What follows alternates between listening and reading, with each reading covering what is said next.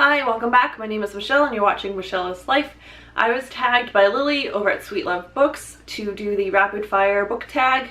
This tag was created by Girl Reading and I'll link the original video down below for you to go check out. There are a bunch of questions and I haven't really read them prior to making this video, so we're just gonna go off the cuff here. Number one is ebook or physical book. Michelle, several years prior to this, probably would have said physical book, but I've wasted so much money on books that I prefer the ebook, and then if I love the ebook, I will purchase the physical book, just because ebooks are so much cheaper. A lot of the times I could find them on sale for $2, or I don't buy it, or I borrow it virtually from my Overdrive app from my library.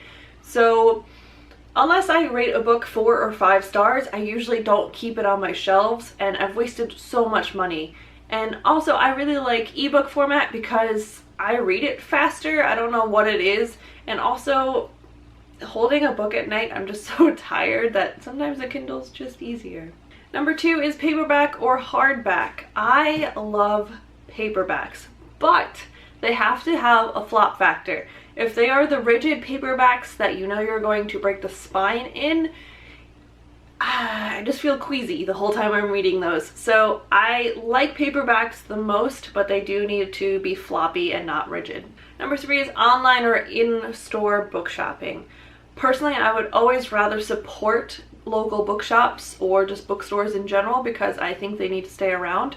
And I have a feeling that they aren't going to stay around much longer just due to online consumerism. I do buy books a lot of the time online just because it is convenient.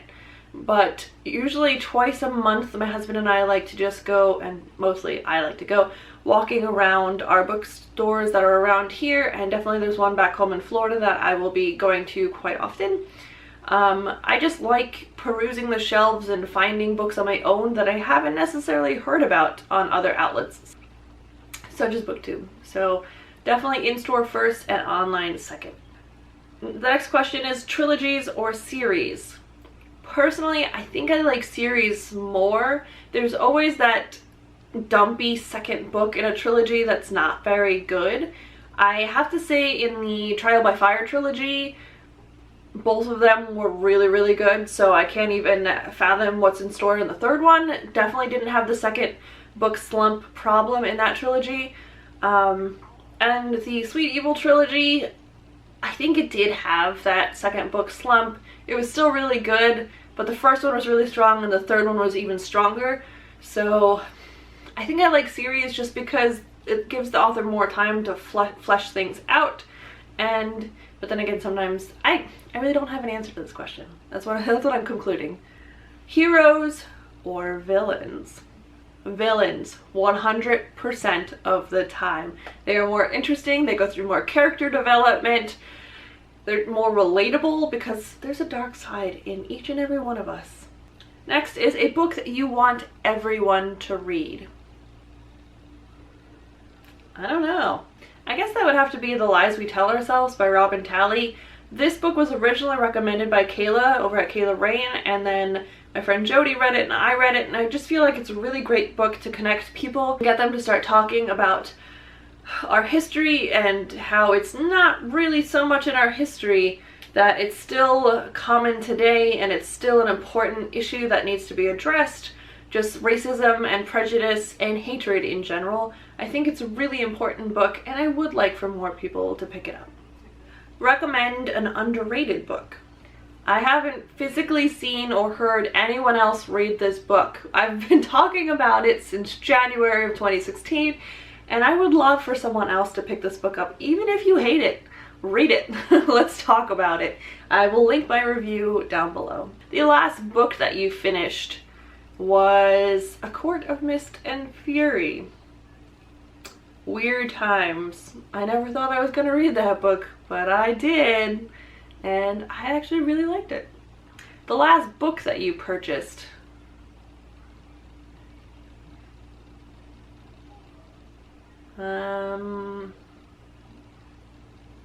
It's not necessarily the last book I purchased, but it's the last book that came in recently, and that is A World Without You by Beth Revis. I was really excited about this book, and it's kind of letting me down. Weirdest thing that you have used as a bookmark? I don't know, I've used a ton of weird things. I've used tissues, even dirty ones. I've used band-aids, not used ones. I've used pencils and receipts and anything that's nearby. Thankfully now I have a really good collection of bookmarks, so I won't be using dirty tissues anymore. Used books, yes or no? There's different, it's like a very gray question. There's no black or white answer for this. So I'll just explain it. Used book, yes, if it's in decent condition. It could be in bad condition if it's a literary work that I would like to see someone else's notes on. So it's a piece of literature that's in like the American canon of literature and it's marked up and annotated, I will buy it. I would like to see someone else's thoughts and opinions on classic American literature or just classic literature in general. But if it's a modern book that was recently published, I usually tend to be picky and like newer editions that aren't roughed up, if that helps. Also, it could be used and beat up if it's my first time reading it, and then I'll be picky and go out and get a nicer edition if I really liked it. Top 3 favorite genres. My first one is probably contemporary, but with like darker, deeper themes running throughout. My second is probably literary fiction, and my third is probably science fiction and fantasy mixed together. Ha! Borrow or buy? And as I've said in previous questions, I would rather borrow it first from the library or a friend, and then if I really love it, I'll buy it for my shelves. Characters or plot? I've begun to learn that I like character-driven stories more than plot-driven stories. If there's a plot-driven story but the characters are really flimsy, I will DNF the book. Long or short books? For contemporary purposes, I like short books. For fantasy purposes, I like longer books, but I do think that some of the fantasy books that are really long lately, like A Court of Mist and Fury, did not need to be that long. And Queen of Shadows did not need to be that long. So, and Winter definitely didn't need to be that long. So I do like longer books as long as the authors are using that length for a purpose and it comes across to the reader. Long or short chapters? Short. Every time short.